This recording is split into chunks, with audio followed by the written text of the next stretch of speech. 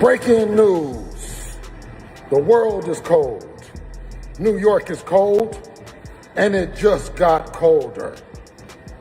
Shakur Stevenson versus Teofimo Lopez Saturday night in the Garden is a hell of a fight.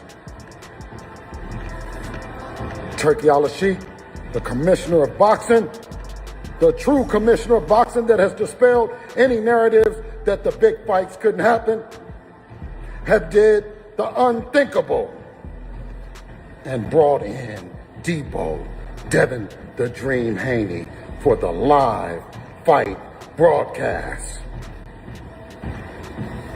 And both of you is on the list. All right, what you? It ain't but one guy. Hold on. It's just one guy. We ain't but one guy. It ain't but one guy. I'm keeping him away from him. That's Terence Crawford. Every time Devin got a fight, here come Twitterson. Here come Twitterson. I'm telling you, every time he got a fight, here come Twitterson. And even when we tried to negotiate with Twitterson, right? We tried to talk to him. He came back out and started tweeting. That's why they changed it to X. I'ma whoop your ass, so-called Debo. You know what happened to Debo at the end of the movie? He got hit with a brick. Debo about to get hit with a brick. Talk some Latins and Spanish people. Nah, don't pick on them. Pick on me. Keep picking on Craig, and you're gonna figure out what's gonna happen. You're gonna get hit with a brick. Terence Crawford, the undisputed king of the ring, isn't mincing words when it comes to the Haney camp. While Bill Haney is busy issuing threats and warnings to Shakur Stevenson, Crawford is literally laughing in their faces. He's not just backing Shakur to win, he's predicting a career-ending humiliation for Devin Haney. Crawford sees a one-of-a-kind talent in Stevenson that the Haneys simply can't handle. This isn't just trash talk, it's a warning from the top. And if Bud is right, the Devin Haney era might be over before it even starts. I be like, man, come on, man. Yeah. So every time he say that, you know, I just be like gradually getting into like looking at like, okay. And he's not that big. You know, he heavy, but he not that big. Right. You know, and I'm just like, all right. And I'm laughing, but at the same time it started hitting me like, all right, man, maybe you know onto something. Yeah, me and Shakur been knowing each other since we were kids. You know, we know each other well. We sparred numerous times as kids, but now, you know, friends. We're friends then, but now we're rivals. I mean, we knew that one day it would come. It might be now, it might be later. We just got to see when we align and when we're gonna get it on. Let's be real about what Crawford actually said, because the weight of his words is heavy. We're not talking about a standard my guy beats your guy prediction. Crawford is arguably the smartest fighter of this generation, a switch-hitting genius who dissects opponents like a surgeon. When he looks at Shakur Stevenson, he sees a mirror image of that same genius. When I'm in there with Shakur, you know, it's a chess match, you know, because Shakur is a thinking man as well. So it's definitely a chess match, and you know, that's something that, you know, I love, he loves, because now we gotta be creative. You gotta go in that bag and be like, no, I can't do this with him because it's not gonna work. Now I gotta get more creative to get a little advantage over just be both competitive. Neither one of us wanna let the other one get anything wrong. Crawford's exact sentiment was chilling for anyone in the Haney camp. He'll retire your son. Think about that. He believes Shakur's skill set is so advanced, so frustrating, and so complete that it would break Devin's will to fight. While Bill Haney screams about Devin's era, Crawford is quietly pointing out that Shakur beats everybody. It doesn't matter who it is, Tank, Teofimo, or Devin, Bud sees Shakur as the puzzle that nobody in the lightweight division can solve. And when the guy who dismantled Errol Spence Jr. says you're in trouble, you're probably in trouble. Of course, Bill Haney isn't going to take that lying down. His strategy has shifted from tactical analysis to full-blown character assassination. In a desperate attempt to control the narrative, Bill has started labeling Shakur a TikTok star posing as a boxer. He claims Shakur lacks the amateur pedigree and the dog needed to survive deep waters with Devin. Boxing, he's definitely talented, you know what I mean? And he's definitely got that it. And yeah, he's definitely respected in boxing. But Shakur is a different fighter. You know, Shakur is different. You know, people may call him boring. people may say he can't punch, but they said the same thing about Floyd because they defensive fighters. Yeah. But here's where the reality check hits hard. Just weeks ago, on January 31st, 2026, Shakur Stevenson stepped into the ring with Teofimo Lopez, a man known for ending hype trains, and absolutely schooled him. He didn't just win, he dismantled a dangerous puncher with surgical precision. Calling a guy who just dominated a fellow champion a social media hype job feels less like trash talk and more like denial. Bill is trying to convince the world that Shakur is all smoke and mirrors, but the footage from the Teofimo fight proves that the TikTok star has hands that can crack the code of any elite fighter in the game. Every time Devin got a fight, here come Twitterson. Here come Twitterson. I'm telling you, every time he got a fight, here come Twitterson. And even when we tried to negotiate with Twitterson, right? We tried to talk to him, he came back out and started tweeting. That's why they changed it to X. The bad blood here isn't just limited to interviews and tweets. The tension has officially spilled out of the ring and into the stands. We saw this boil over during the weigh-in chaos where Bill Haney found himself in the middle of a massive brawl near the stage. It got so bad that Madison Square Garden had to step in with threats of lifetime bans for anyone involved. BG boys in town. That's the real gentleman of the game right here. He's paved the way for guys like Devin. Inside the ring and outside the ring, but more importantly, outside the ring. He's a champion. Oh, shit.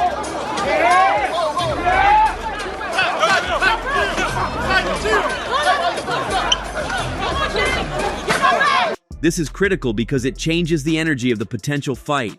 It's no longer just a sporting event, it's a grudge match. When you have fathers fighting in the crowd and promoters threatening bans, the psychological pressure on the sons, Devin and Shakur, skyrockets. Devin isn't just fighting for a belt anymore. He's fighting to defend his father's honor against a camp that clearly has zero respect for the Haney brand. That kind of emotion can make a disciplined fighter reckless, and reckless is exactly what Shakur needs Devin to be. Recognizing that a direct fight with Shakur might be too risky right now, Devin Haney has executed a pivot that is as brilliant as it is messy. He's targeting Little Bro. Devin recently took to X, formerly Twitter, to demand a fight with Keyshawn Davis, Shakur's close friend and training partner. His message was clear: Little Bro, then Big Bro. This is a classic divide and conquer strategy. Devin knows Shakur and Keyshawn are tight. They've publicly stated they will never fight each other. By targeting Keyshawn, Devin is trying to lure Shakur into an emotional trap. If he beats Keyshawn, or worse, hurts him, he forces Shakur to step into the ring not as a cold, calculating boxer, but as an avenger. It's a move straight out of The Art of War, but it carries a massive risk. Keyshawn isn't just a pawn, he's a dangerous contender in his own right.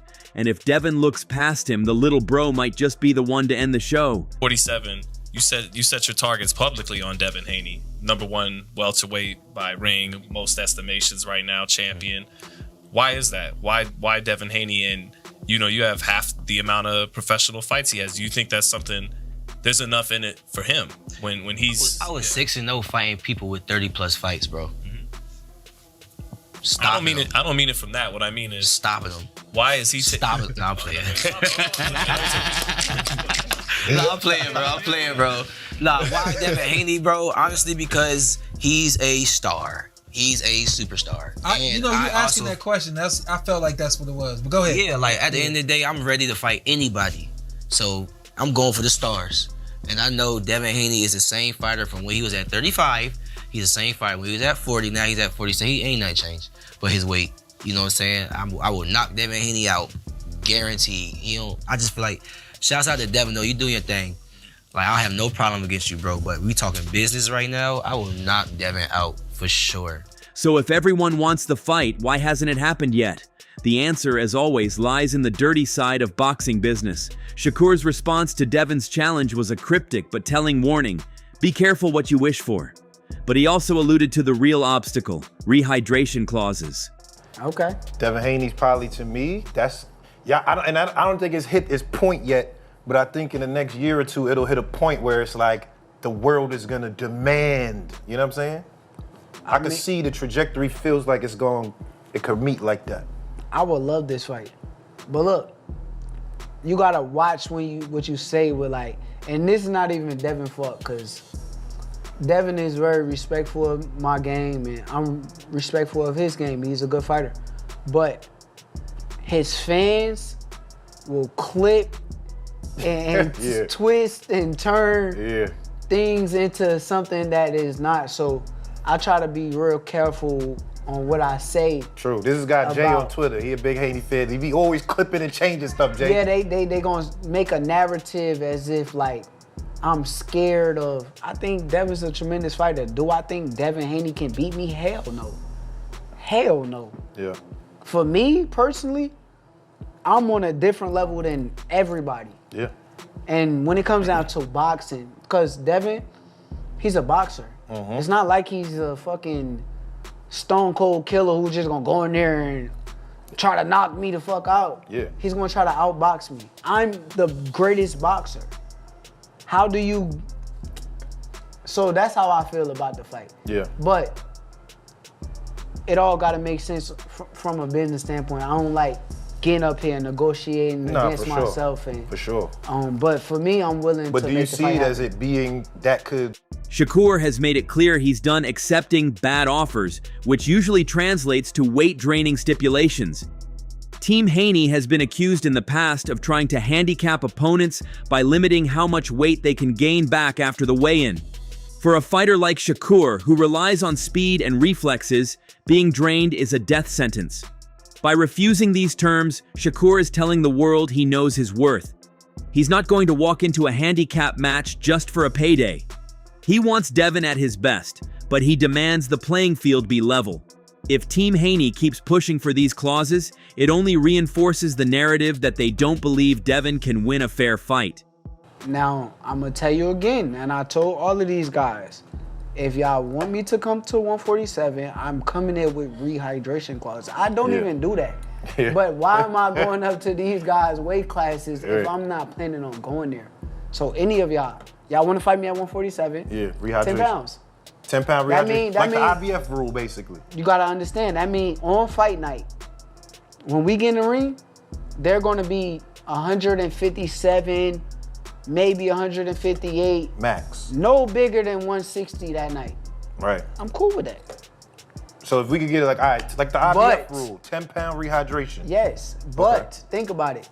If there's no rehydration clause, these guys gonna get it up to 170 pounds. Yeah, 175. I'm in the 140s on fight night. Yeah.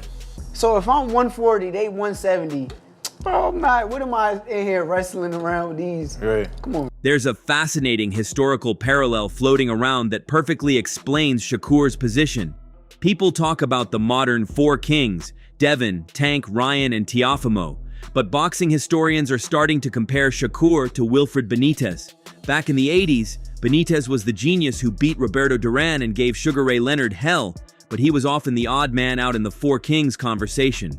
Shakur is in that same dangerous spot. He's the fifth king, the guy who might be better than all of them but gets the least credit because his style isn't as flashy as a Tank Davis knockout or a Ryan Garcia social media rant. But just like Benitez, the fifth king is often the one the others are secretly terrified of. He's the high-risk, low-reward nightmare that exposes flaws. The fact that the four kings seem to circle each other while avoiding Shakur only proves that they know exactly how dangerous he is. The whole thing, the whole plot is like at the end of the road, there's gonna be two guys left standing, and that's the big fight. Do you see that as that's potentially what that could be? I'm a bad motherfucker. Yeah. Like, you are. I ain't gonna lie. like at the end of the day, Devin Haney is a bad motherfucker in his own right, but when you say like two guys standing, there's only one guy with me, and that's me. Like, I don't see two guys, I don't see three guys. I used to, like, that was young Shakur mindset that had the, oh, there may be two guys here, oh, this guy gonna be here. Yeah. Now, it's only one guy at the top, and it's me.